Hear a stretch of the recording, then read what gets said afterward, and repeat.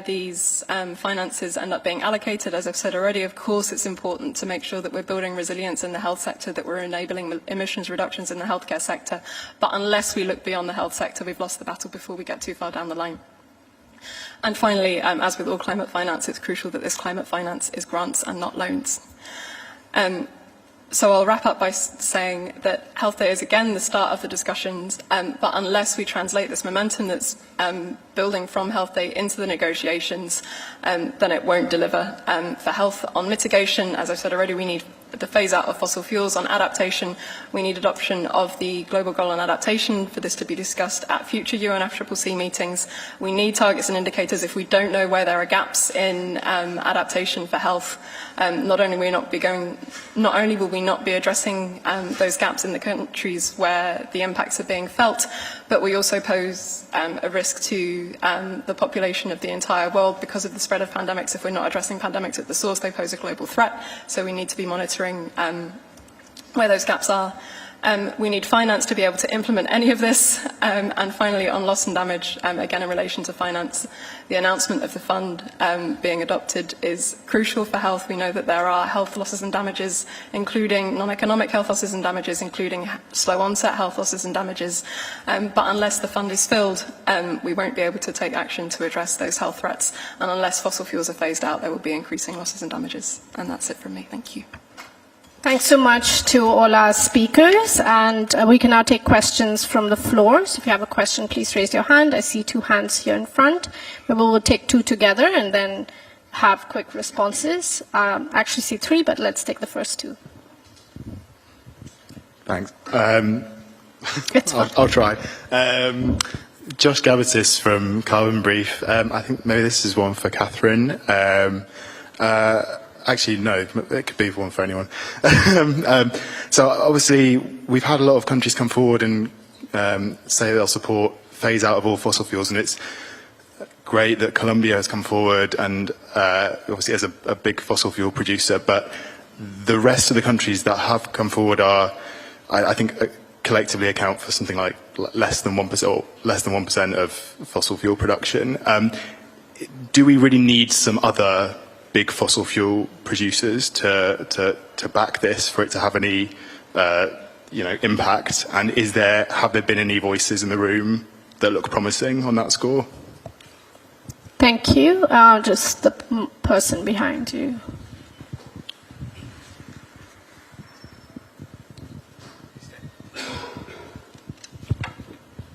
Yeah, hi. This is Krishna from the New Indian Express from India. How valuable is this declaration when the China and India are not on board? So they are one of the 2 top emitters. If they are not on board, how do you see this declaration going forward? Thank you. So maybe we take those 2. We have seen a number of major fossil fuel producers call for the outcomes at COP28 to include a phase out of fossil fuels or a phase down of fossil fuels. Everyone uses different language, and we can talk about the various pieces of language that they use.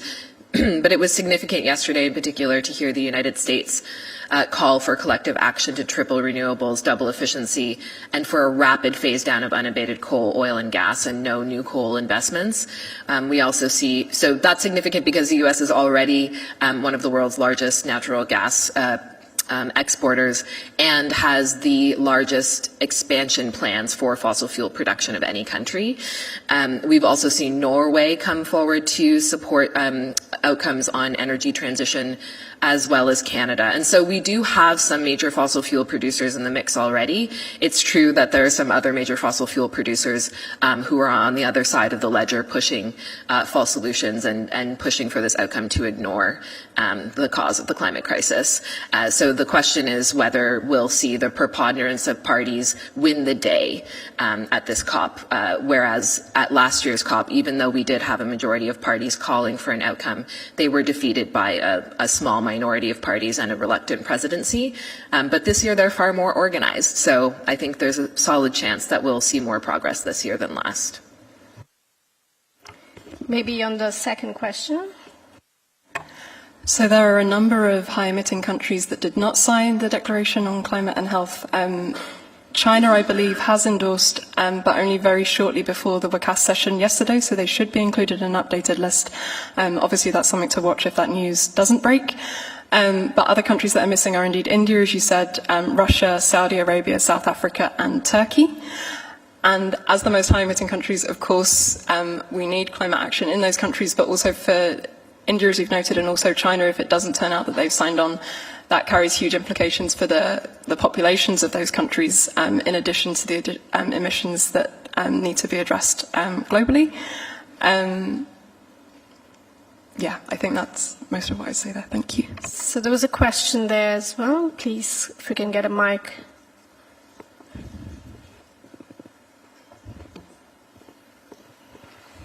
Helena Herzig from the International Federation of Liberal Youth and Young Liberals in Germany. My question is for Catherine and Janet and maybe Jess too.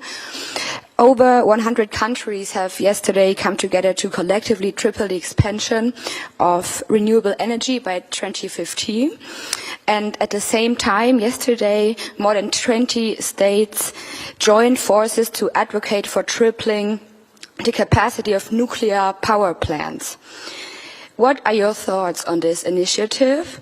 Do we globally maybe need more nuclear power to phase out fossil fuels? Thanks for that question. Any other questions from media here? Any other questions? There's one at the back there. Okay, hi. I'm from L'Inchiesta, an Italian online media, and the question is, could health become a key topic for to push civil society for asking to governments and fossil fuel companies to phase out fossil fuel? I'm not sure I got the last question, but we only have 3 minutes, so we can take some of that outside. But maybe you want to address the one on the nuclear. Anyone on the panel? Maybe I'll take a first crack. Did you want to? Okay. So first of all, important to acknowledge that the pledge on renewables and energy efficiency that we saw yesterday, signed by, I think, 118 countries now, is significant. And also many of those same countries are calling for the other side of the package to come in the negotiations. And I'll call your attention to a letter issued by the Marshall Islands, Vanuatu and Tuvalu this morning, saying the pledge on renewables and efficiency is great, but it doesn't replace the need to phase out fossil fuels, nor does it replace the need for all of these to come into negotiated outcomes at COP28 rather than just voluntary pledges. On the tripling of nuclear pledge, you know, there's existing nuclear technology that will, of course, be part of the transition to low and zero carbon electricity and energy sectors. The reality about nuclear energy, even if we put aside the devastating environmental legacy that it likely leaves for future generations for thousands of years to come, is that it is incredibly expensive and takes many years to build. Frankly, we don't have time for nuclear energy.